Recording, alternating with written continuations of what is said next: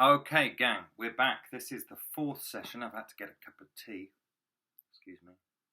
Funny mug. Yes, it might be. We've covered a lot. I'm going to tackle. This is a good one. We're going to talk about screen presence, whatever the heck that is, and how you might be able to get it. It's not entirely magical. There are some people who the camera seems to just love, but that's not what makes someone a great screen actor. When you watch someone you love, you've probably all got actors you love watching. It can be based on some strange things sometimes, like they're people you wish you looked like sometimes, or they make you laugh, or they move you. Now, this is more interesting. When you watch an actor you really love, what's happening sometimes is empathy. Now, empathy literally means an emotion triggered in you by another person's emotion. Now, sometimes that's to do with the story. It's actually the story that's moving you, not the actor's work.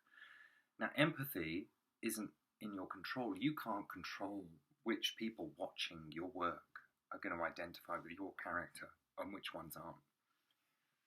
But I have a hunch about something else that's going on in actors you like. When you're really drawn to people and you say, oh, they're good, they're really good. And that is under your control. Now, when you're watching good actors, they are focused and entirely attentive to achieving something in the scene. They just are. They're really trying to do something, or they're really trying to understand something, and they are not focused on themselves. They are concentrating on the other bugger, and that always makes someone more watchable. Okay? Now that is in your control. And here is a top tip for a shortcut, which can be sometimes taught as a very long-winded part of acting, and I don't think it has to be. So you'll have all maybe already heard about this thing called objectives with acting. If you haven't, there was a Russian dude called Stanislavski, who everyone says, oh, he's the father of modern acting, and he kind of is.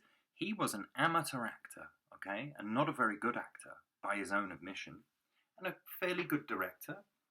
But he got so nervous as an actor when he was on stage that he eventually created this idea and this concept of really thinking about what the character wants in a scene. And when you whittle it all down over the century and a half or whatever since he first thought of this, it's a device it's the correct way of thinking to stop thinking about yourself when you're on stage. He called it love the art in yourself, not yourself in the art. I'm going to whittle it down to something so simple for you.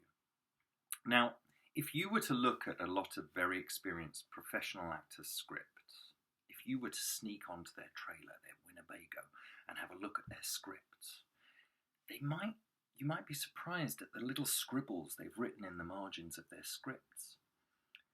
It's not always detailed notes about the character's deep, dark history and what this means and what this means.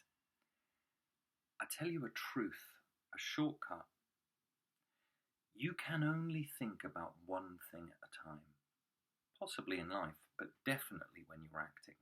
You can't actually, when they are calling turnover, speed, action, you can't think, and what did my mother do to me when I was 12 years old that led me to this, and what do I want here? You can only think about what you want in that scene. And even if that homework that you've done is too long a sentence, like, I want to convince my mother that I am old enough to go on this trip on my own, because then I will feel it's already too much information for your brain to take in. Let's invent a story. There's a character who's a 15-year-old, he's trying to convince his mother that he's old enough to go on this ice skating trip on his own. he can look after himself. Now, that's what he wants, and you've learnt your lines, that's what you're trying to achieve, you're in a scene with your mother. But that long version of what you want, write it down. I want to convince my mother that I am old enough, but then I'm going to encourage you to whittle it down to one word, effectively. Let's say 3. Now, impress your teachers as soon as you can, because I'm going to teach you, unless you already know, about a thing. This isn't about being book smart, by the way, but there is a magical thing called a transitive verb. Don't worry, it's not an English lesson. Verbs are doing words. You do something. That's what acting is, doing something. A transitive verb is a word you can fit the words I and you around. So there are loads, you can think of them. I punish you. I tease you. I encourage you. I support you. I adore you. I tickle you. I poke you. I push you. You get the idea, right? I blank you. That is a transitive verb. And in this scene we just invented, he's trying to convince his mum he's old enough to do this.